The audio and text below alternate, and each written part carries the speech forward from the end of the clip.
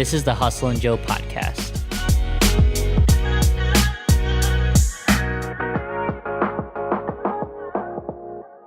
Welcome to the Hustle and Joe podcast. My name is Devin. I'm a content creator from Honeywave Media in Sioux City. Today I have Peggy, who's I've known for a little while, and she's like my mom's one of her good friends, and I even worked at her store for a little bit, so I've gotten to know her a little bit, throughout the years, and just seeing what she's been doing in Sioux City, and I've had the chance to talk to her and invite her to the show, and I think she'll be a cool guest to talk to. So, Peggy, just introduce yourself and kind of like what you do, and your store, and just more about yourself and stuff like that. All right. Thanks for having me, Devin.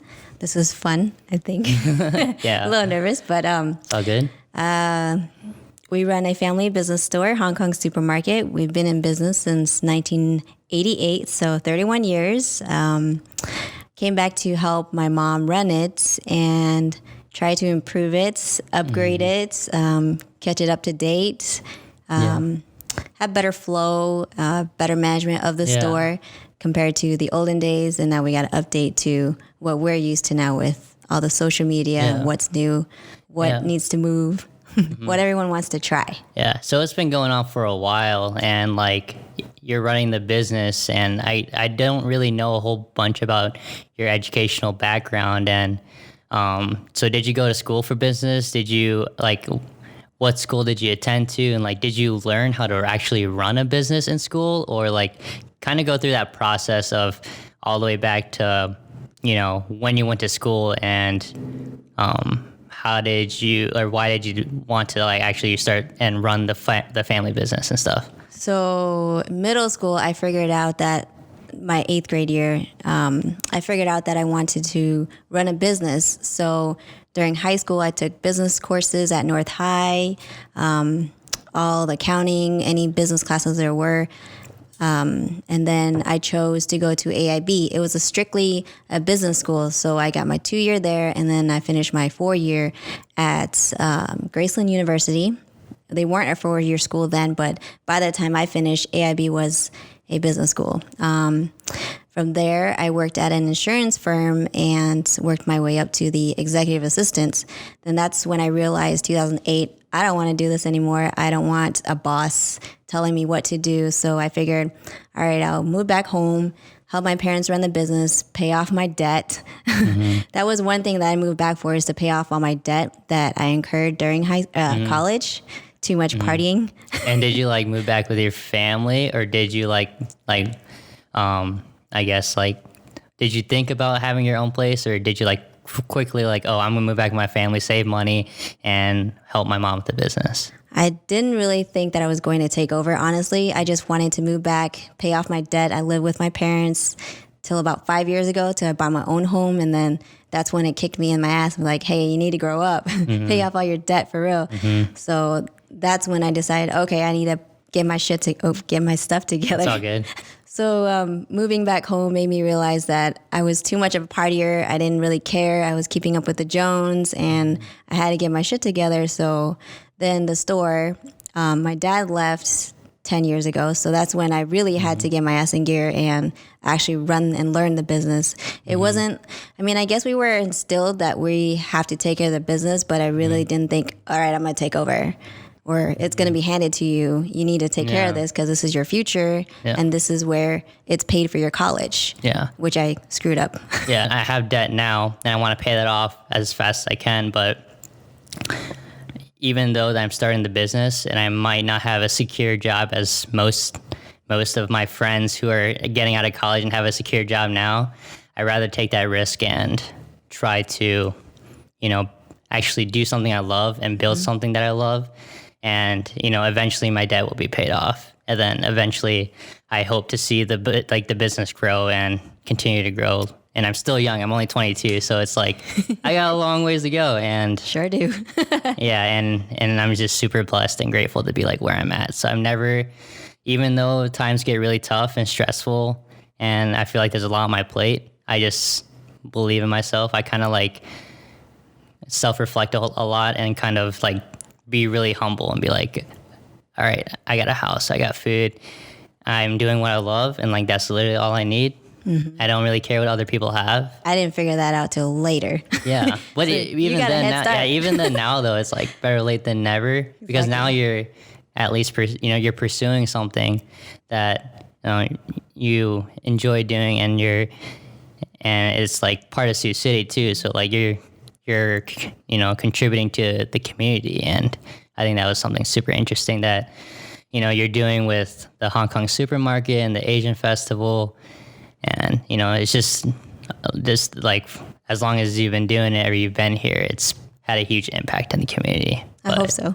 yeah, I feel like it has, though. Like, the Asian Fest, I think I went, honestly, I didn't know that you guys were hosting it for a while, but like, I think I went like once, like with my mom or something, but like. It's okay. We got next year. Yeah, I got next year. But still, I feel like when I went there was a lot of, and like excitement and a lot of energy, and just the community was together. So I guess like talk a little bit about, when starting the Asian Fest, did you like, how did you learn how to run an event and organize an event? Like take me through that process of, the first year of the Asian Fest and how it became to be where it's at now. The first year was horrible. So actually, so it's 8 years this year. It was, so 9 years ago, I approached George Sayavong, who is one of the outreach worker for Sanford Center. And I was like, hey, Des Moines has an Asian Fest. Why don't we do one here in Sioux City? But I can't do it by myself if I need a whole team. I need a partner. And reluctantly, he did say yes. So I was happy. What we first did was we rented out each shelters, but then our guests didn't get to see like, okay, if we're doing the stage over here, they're going to have to rent to different stages or shelters to see what's going on. So that was a mistake. The second year it rained and we still did the same setup, and we didn't click till we did that for a few years. And then I think it was 3 years ago is where we figured out, okay, we need one shelter. It took a while. We need one shelter, and then we can rent a tent and then just put it in front of there, so then the guests can sit under the shelter.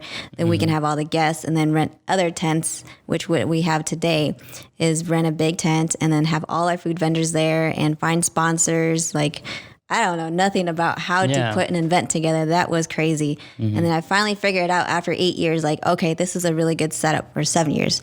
We just continue that again. So finding vendors, finding food people to actually cook, and then those food vendors still have to follow the rules with the health department to make sure that our guests, who is the public, are eating food safely, so no one gets sick, because that's an expensive health insurance or payment that we don't want to be in charge for. So we chose Sanford Center because they have the $1 million policy, which I think I could have done it under the store. But at that time, George was still around. I mean, we could have done it under the store. So we could, done that. I think maybe we might do that for next year. I don't know how stable Sanford Center is, and I hope they stay around forever to help the community too. How did you get these types of events within that event, like, or the types of like activities that you guys are doing? How did you include that into the festival, and why, I guess? So we have a committee about 10 to 12 people that we meet during the beginning of the year. I find a group of friends that will help me run and manage. So each person can be in charge of each, like, food vending or sponsorship or someone to find talent within our community. So our Vietnamese Buddhist temple, I already know the kids do dances and perform, and they do the lion dance. So that was easy for me because we go to the temple. And then, so there's the Laos community. So the great thing is because we have the store, everyone comes to the store. So I get to pick all their brains and ask them. So the Laos temple, they do their dances too. They have their celebrations, or they have their boon, like stuff like that. And they have their cultural outfits, like your sister Deja. She goes to Pastor Gail's church, and I asked them to do a dance too. And Pastor Gail's always been involved with the community too, so it was perfect that I reached out to each leader of each organization or group, and they were able to help be a part of the community of the Asian Fest. Koreans were a little bit harder The harder ones, I just got to keep following up to make sure that they'll be there. Yeah. And finding someone to make other foods that we don't have in the community, that was a challenge. Otherwise, I had to ask, hey, would you help me make this food and then be a part of the food vending? I mean, like, the benefit for you for the food part is you get to make the money, but it's only $50. Yeah. So the food vending fee is just nominal because we got to make sure we have them on, selling food. And it's something for the community to try something different, something we don't have, like Korean food, Filipino food. Filipino food is always a hit every year. Yeah. They always have a big crowd. This past year we had the Japanese food, which was Arisa and her mom and their team created the Japanese food. So that was something different we'd never had, which I hope they do again next year. Yeah. Korean food, was more of a fusion. I had my friend Amy help me with that. Yeah. So that was something different. And plus she was going through culinary school. So She wanted to try it out and, see what she could do for, the community and kind of show off her skills and stuff. exactly. Like So it put her on the spot so she can work under pressure. yeah. So maybe she'll open up a restaurant someday. Yeah, hopefully. that'd be really cool. And, maybe for that experience, like, oh, I made food for the festival and, people liked it or it was interesting. Yeah. But also, like, for the community, not just the Asian community, but it's also attracting, like, just, people in Sioux City, like, oh, I want to go check out the Asian Fest. And it's not strictly just the Asian community. So talk about, like, have you noticed anything, like, with other than the Asian community, like, going to the event and, are they enjoying it? Or, like, have you had anyone that's outside that community, like, talk about it? And, like, what were some people's thoughts about it? Some feedback, they want it to last a little bit longer. We don't want just to exclude, we don't want to exclude anyone. So it's the main objective of Asian Fest is to educate our community that it's not just Vietnamese or Laos. That's what they're used to is Vietnamese and Laos or Asians or what is Orientals. So it's a day for us to educate the community that there's other ethnicities besides us that's in the area, and we can all learn from each other and come with an open mind to try new things, be a part of something else that's something you're not used to besides like Cinco de Mayo. There's also the multicultural fair that Karen Mackey hosts every year in April. It's also that one too, but we're more specific to the Asians. So we want more awareness of our Asian community. So I guess, like, going back to just the store, so how long was your mom kind of running it, or was it her and a few people? Like, what's that story of starting that? So my dad actually wanted to start. So they met in IBP, which is now Tyson. They met there in the early 80s. So let's see, if they met in the 80s, then somehow they decided we want to be our own boss. My dad, he's more an entrepreneur guy, and my mom is also too. But so my dad's from the north, my mom's from the south, Vietnam, and I guess they collaborated or whatever their spark was, and they decided, okay, let's open a business. So while he ran the store, it used to be just a half of it. So the side that's smaller, where the beams are, that was how small we used to be. And then in the 2000s is when we expanded. But I was still in high school at that time. I didn't care about the store. Yeah. So when they started that, they were still working at Tyson.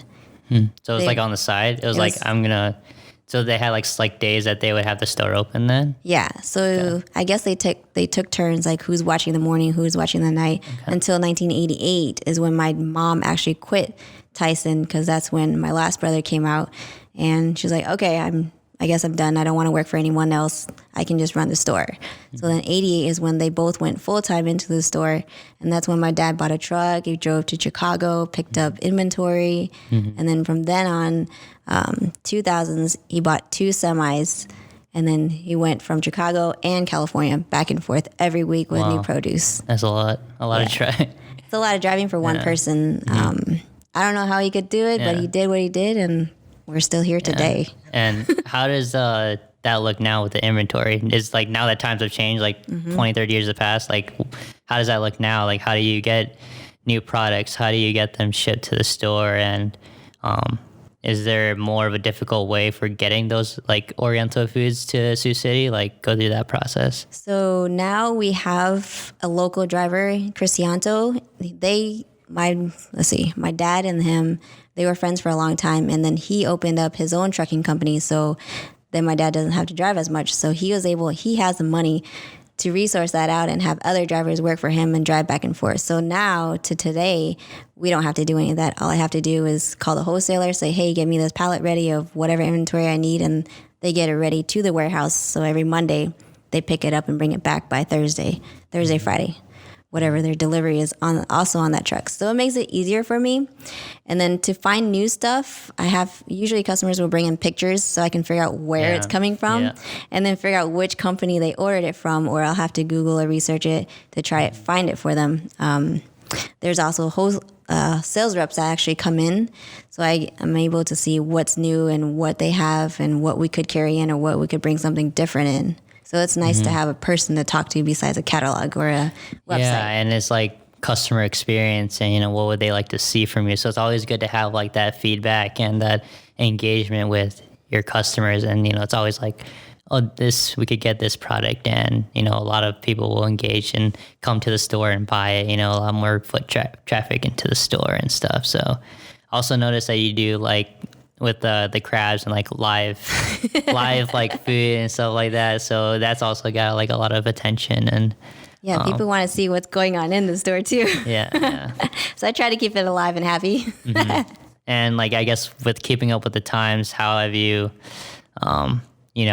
used, I guess, media or like, I guess I know a lot of it's probably word of mouth at the first part, but how are you using like social media and stuff, and what are you seeing that's working the most to like have people engage with the store in a new platform that you guys are probably not used to, Yeah, back then?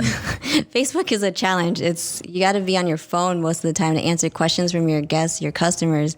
So what I recently just did yesterday is like anything free, customers are always down for free. So you kind of like do a challenge. Or like a giveaway. Giveaways work. Something new or different, like Koreans and Japanese foods.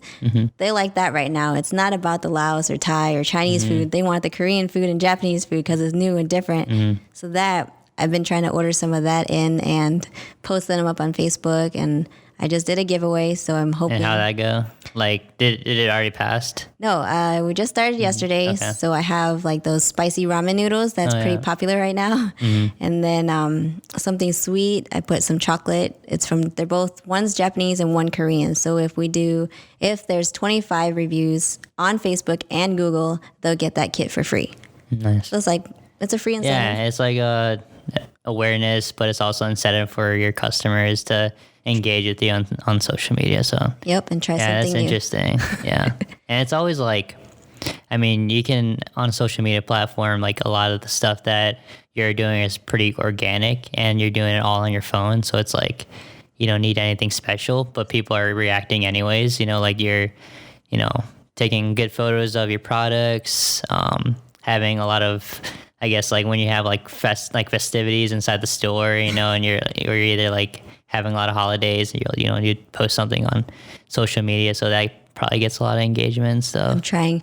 Hopefully you have some pointers for me too. Yeah, I mean, a lot of that stuff that you're doing works for your audience too, and maybe every once in a while you'll want something like a little bit nicer just because, but.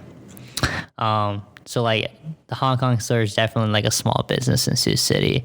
How does it look like as a small business? Like, do you want to grow? Or are you happy with the way it is? And do you have like future plans to like grow, or like what is like the actual goal that you're thinking for the store itself? I'm content with where it's at, but I'm not fully satisfied. Yeah. So in the future, hopefully in the next 10 years here, I can do a plaza. So what I want, I was flip-floppy. First, I wanted to reduce the size because I was just sick and tired of working at the store.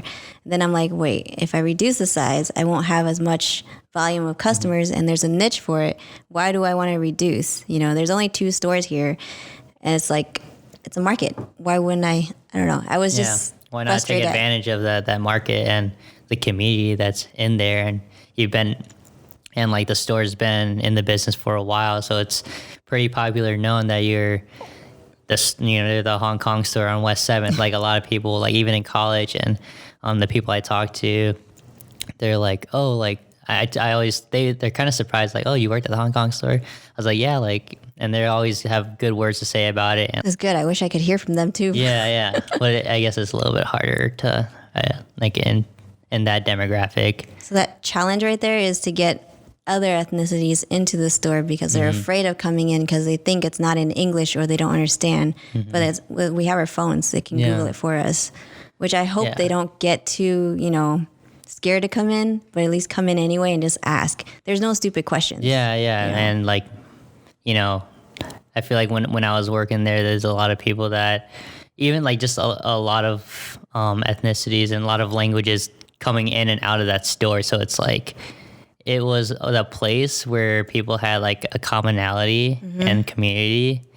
They felt like home. Yeah, it felt like home. Like everybody just felt connected, and even if it, not in a verbal sense, but in a community sense where people had a sense of belonging, and this is where I can come and, purchase the foods, that, and it's like a home setting because they use that food to cook. Yeah, everybody uses it. Yeah, to cook at home too, and it's like their family meals too. So I hope people will come in and like, hey, I'm looking for this. Can you help me find this? Or there was a Somalian or East African, I don't want to butcher it, but they brought in something and I had to figure out what it was. And then I was like, thank God I have my phone, I can translate it. Otherwise I wouldn't have understood what they wanted. The great thing is that we are getting a big influx of Somalians and Micronesians. In Sioux City.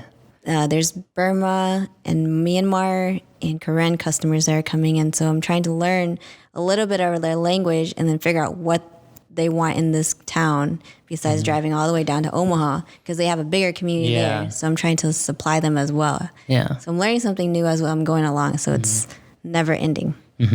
So like, I guess going back to like the small business community wise, do you feel like you as like a small business owner feel like other smaller businesses are like supporting each other? Like, have you had any experiences with like other smaller businesses and the way that you've interacted with them? I'm hoping we all can collaborate. Yeah. Across the street, there's a new Guatemalan store that's about to open. So we have more minority or more variety of ethnicities into West 7th. So I think being that my parents started the store in 1988 has brought a bunch of other nationality or ethnicities back into the community too. So it's like a immigration row on West 7th. So we have Vietnamese, Thai, our store, there's a bunch of haircuts, which is okay. Yeah. And then now a Guatemalan store, minus all the mechanic shops on the street. So it's good. So when you ask me the future plans with the store, I'm hoping that I can buy off the other properties around the area and turn into a big plaza. Okay. So it's like interactive where people can walk on West 7th and be like, this is all one big like area that is part of the store and attracting a lot of other people and stuff. We can have like more restaurants or other stores that we don't have in the area that we will have more space for other ones to come in or whoever wants to do business that wants to try something different.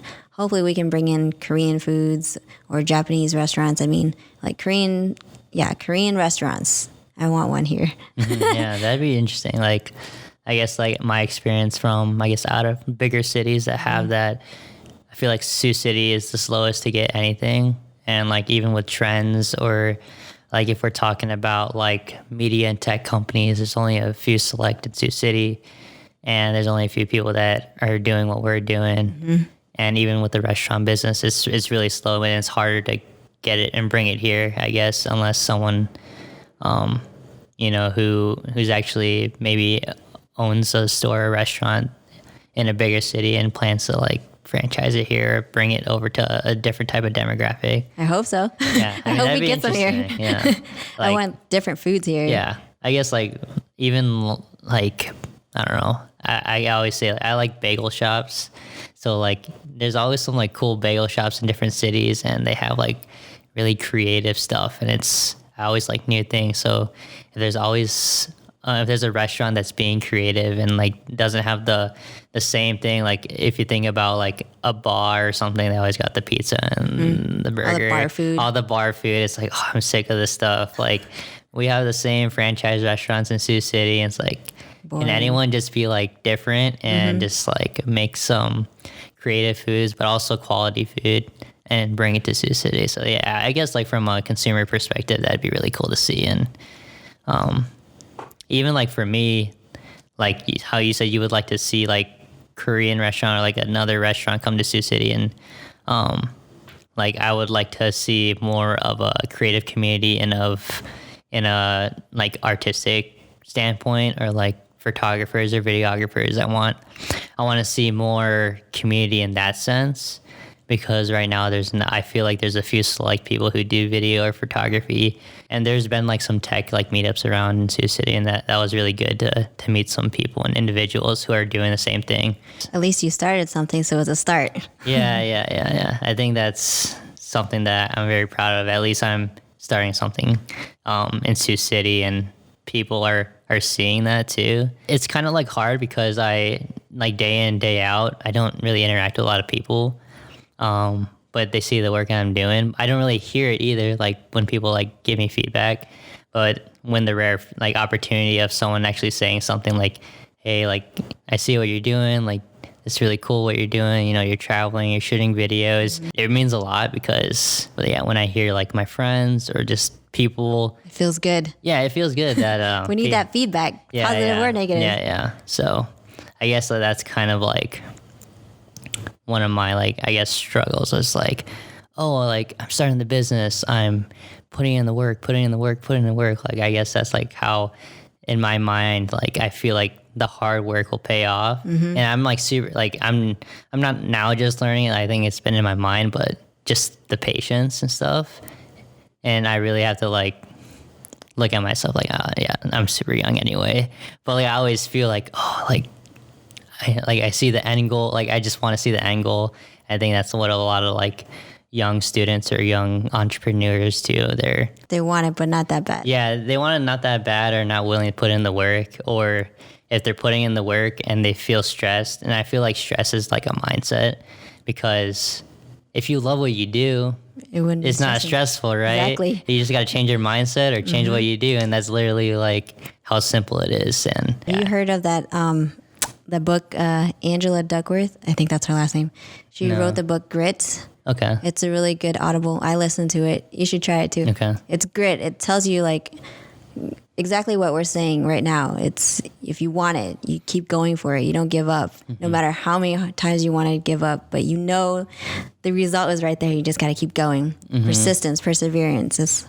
I have to read audiobooks to keep my mind straight as well. Yeah. Otherwise, it will just go towards negativity. I was like, oh no. Yeah. So it's a struggle. I mean, like, I don't say that I don't have negativity. Yeah. It goes in and out all day long, every day.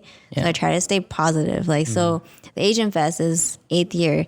And I'm still debating if I want to go on next year for the 9th year, because it's a lot of work. You know, you still got to have people to be able to make sure they show up. Hopefully people donate some money so we can keep it going. You know, you can't just fund it all by yourself. It's not possible. It's a struggle finding people to cook, people to sponsor, see if people will be involved. So you never know if it's going to go well, and you just hope for the best outcome and just keep thinking, keep going. It's going to work out. I really didn't think we had like probably 500-600 people this past year. Yeah. Maybe that's more. A lot. Yeah. That's a lot I don't of know. It people. was a lot of people. How do you keep track of that? I really honestly don't know, because it's from what everyone else is on the committee. It's like, yeah, there was a ton of people. I'm like, so how many people? So they just estimated probably. Yeah. Because it was a blur. Honestly, I don't even remember how many or who exactly was there. Besides the one that I knew that was cooking or performing or sponsoring.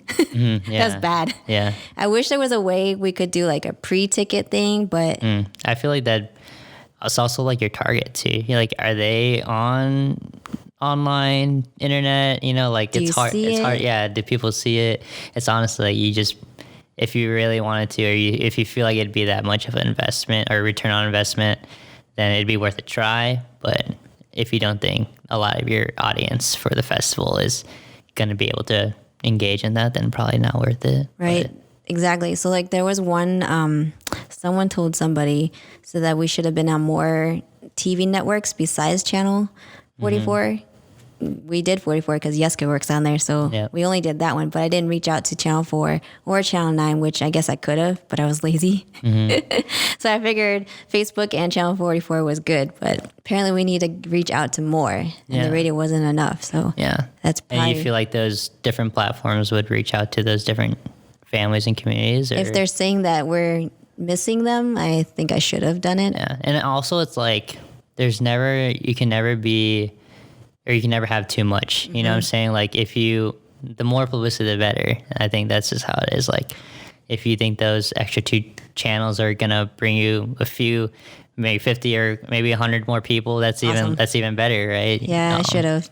But even then, like that's just another thing to like look back on. Like, all right, now we can hit the other channels next year. We have Channel 4 already, but we can hit those other 2 and optimize on social media and stuff like that. Which you have the t-shirt graphic design thing, which I think is really interesting because like there's a lot of like artists in Sioux City, a lot of graphic designers, and even then it's like all those designers, they'd be like, oh, check out my design that I made for the Asian Festival, and then like even like it just spreads out as awareness to the festival, and it brings into like the community of like the designing community too, like. And it's just a fun thing, people are like, let me send in my design, see if it wins. And do you usually like give out any free things or incentives? Yeah, we gave them $50. So she got $50 reward. I gave her a t-shirt. I thought that was a great idea for doing that. I forgot who brought up, someone on the community thing. Instead of doing the same designs that we had for the past 5 years or whatever, we opened it up to the community where they can design the shirts, and then the public will vote for it, which is amazing. I think I should do that for next year. So then we're not designing it, and the kids or whoever actually likes the design, the people that are going to be there will actually vote on what they, and they'll probably buy it too, right? Oh yeah, we totally sold out all the shirts this past year. So you're probably going to order more then? Yeah, I should have ordered more. I ordered not enough. I don't even remember how many shirts I ordered. I think it was 100, 150, and we sold it all. So which is good. We didn't profit off of it, but it was a good way for the community to interact and submit their designs, and we can see their talent. It was pretty cool. Yeah. We had a lot of designs, maybe 9 or 10 designs. And that the koi, one, she did like a yin yang style. And do you know who it was? It was Emily Puta Vangsa. Oh, okay. A Laotian girl. We also even helped publicize for her because she needs a kidney transplant. Oh, really? So it was a benefit. I guess, I don't know, it was an oxymoron. So she needed a kidney transplant, and it was her design that won the t-shirt contest too. So hopefully it helped her find a donor. I'm not sure how that is going. Yeah, but that's interesting. Yeah. You haven't followed up with her though at all? No, I should. I mean, we're all kind of caught into our own things and kind of forget, but... Jessica did do a story on her to help her find one. I think a few people did submit their names and numbers, but I'm not sure if they're a match or not. So, because that's out of the Sanford Center in Sioux Falls. Yeah. I should ask her. Yeah. Besides, like, from being a business owner, do you make time for, like, your personal, like, enjoyment? Like, what's your work-life balance looking like? The only way for me to relieve my stress is going to the gym. Like, you got to go to the gym. You got to make time for yourself. Go for a walk, fresh air or something. Yeah. If you're mad at that moment, you better step out. It can be scary. Not scary, but I guess I could be mean when I'm stressed. Yeah. I'll take it out on my customers, which I don't mean to, or I'll take it out on my employees. Yeah. Or I got into a fight with my mom, an argument, and I just stomped like a little brat, and I had to leave. Yeah. To let myself cool down. But going to the gym, at least 30 minutes to an hour. All that stuff is like left over at the business or at home, and you kind of just have time for yourself. So yeah, it relaxes the mind. I hope do you make any time for the gym? I mean, I think that's something that I could it's like different because I used to be a wrestler in college, right? So I was working out every day. I was like, I want to put all my time into my business how I did in wrestling. Because if I put all my time and efforts into the business, and I think I had this, I don't know, like it wasn't like my mindset was like, oh, if I keep putting in the time, it's going to be successful. And, I know like things, like great things take time. And I knew like it wasn't going to come right away. And Yeah, I think I'm like starting to like realize that putting too much time into it is really bad for my health because mentally I feel like I'm drained by the end of the day if I put in like a 12, 14-hour day or whatever. Like I enjoy what I do, but even then it's like, all right, after a 14-hour day, I go home, I'm pretty much out, like, and that's it. But I feel like if you take time, if you are still productive in like an 8 to 10 hour day, and then you take those extra 2 to 4 hours to whatever, like I found myself reading more, listening to more podcasts. I've like ran a couple times, but I'm not like in the groove yet because I've like been such onto the path of building the business. I feel like now I'm just starting to like kick back a little bit and focus on like personal development too. So I feel like my personal development will also improve the business development because like if mentally I'm not 100% there and physically I'm not 100% there, then it's not going to work. Then yeah, I need to put my time and focus in different areas to help myself grow and not just the business because, you know, you don't want to feel depleted, burnt out, and eventually you're not going to have that passion anymore if you keep being like burnt out and having that mindset. So I think most of it was just like the people I was surrounding myself with or people that I was listening to. It's always just feeding my mind more positivity. And then I was like, you know, seeing myself and my mindset change and my just more of my health was changing and stuff. So it was good for me. I guess in the last couple months was kind of just to kick back and kind of just enjoy the process, you know, like not like, oh, I need to work hard and stuff, but just enjoy where I'm at and just be grateful and just to keep, you know, working hard, but also, you know, working and relax and enjoy where I'm at. So, yeah. I find time, like if I don't find time, I have to make time. So like after work, I'll go to the gym, but during the gym is where I can relax. And then that's where more ideas come up. It's bad. Like when you have ideas during the gym? During the gym. So like during that quiet time or my me time, I find other ideas or, okay, so then I can move this around in the store or make this spot better or other things come to mind that if I'm already stressed, then the gym helps me relax. I'm supposed to relax, but I'm still thinking about the store, but it's not as bad. I feel like even like when I communicate with other people, I always try to find the positivity, just be like the mature person. And it's hard to do that because like everyone has kind of like this ego, like, oh, I'm always right. Like, or like, you know, even then, like if there's an argument, you just kind of have to like, shut up and just shut up, relax and be, and not even like take it, but just be like, come from a mature standpoint and be like, I see where you're coming from. Let's work this out. And, it's hard because like I see like even if I'm in more of a mature type of like standpoint, if they're in an argument, I always feel like I don't want to intervene, but I see where they're coming from and I know how to make it better, but I just like it's not my place. But so I'm always trying to like if I have like one-on-one talks with like one of my friends or with other people, I'll try to understand where they're coming from and kind of like just feed them those positivity points. Yep. Because if you change their mindset with like positivity, then they won't see it from that way. Exactly. And I see like, more if I invested in more of my personal development, I was also like my positivity that I was receiving, I was giving away too. So I think even like with relationships and the business and the people I work with, it's been overall like positivity. I talk to your mom all the time about positivity or business ideas. So it's good that we have someone that can relate business wise and then relationship wise, or like each friend we have has a positive thing for whatever that topic may be. So like your mom, she has business ideas. She's like, should I do this or should I do this? So it's nice that we're able to bounce ideas off of each other. That's pretty cool. Yeah. What's going on now in your life or you're trying to get into that's interesting? I'm glad you asked that question. So last couple of weeks, I was able to meet with Alex. We have So John and I, my fiance who proposed to me on Asian Fest, we have an idea and we're going, Thursday I meet with the architects for the design that we're going to come with. So I can't tell you too much. Yeah. But we are bringing something different to West 7th. Let's just say it's a food variety option that we will probably have hopefully by next year if everything goes well with the city and as long as they okay it. And we're going to have something else here in West 7th. So something different, something new, something innovative.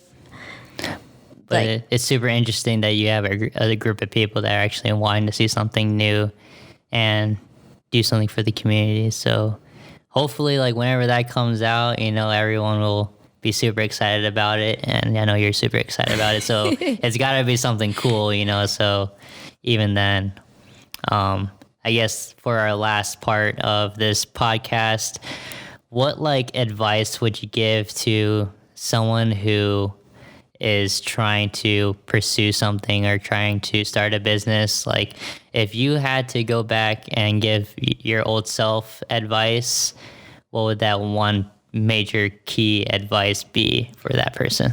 Talk to someone who is already doing it because they're already doing it. So you can learn from their mistakes. Just go do it. If you don't do it, you'll never know. As much as you're afraid to not do it, just go do it. And talk to someone that knows what they're doing and they can give you pointers. Or talk to other people that have businesses, what to do, what not to do. And I always talk to experts. They know what they're doing.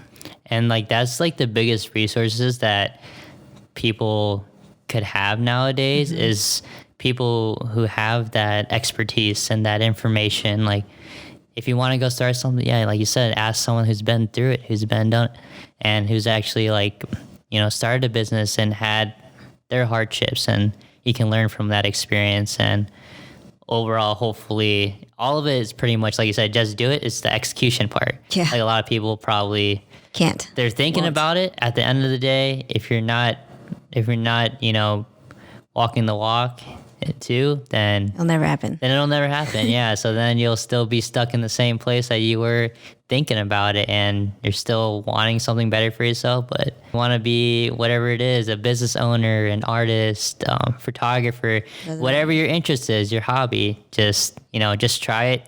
And if it works, it works. And if it doesn't, but at least you tried, and you'll never know. So, well, thank you guys for tuning in to the Hustle and Joe podcast.